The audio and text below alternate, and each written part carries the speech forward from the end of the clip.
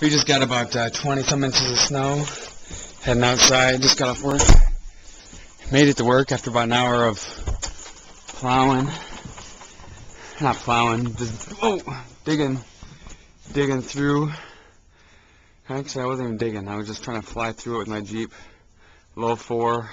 It was rough. Took me about like 45 minutes to get out of my driveway. Made it to work though. 7 o'clock. After 20 some inches of snow. Trees are bending. Tons of trees down around the area. Oh, Christine didn't have any power for a while, for a few days. Here's my landlord's house. Look at this. I don't even know if it even does it justice in the video, but there's a little trail. Tons of snow. This might be one of the biggest snowstorms I've ever been in. Heading up through to my Jeep. See the trees are like hanging down over the sidewalk. Coming down over.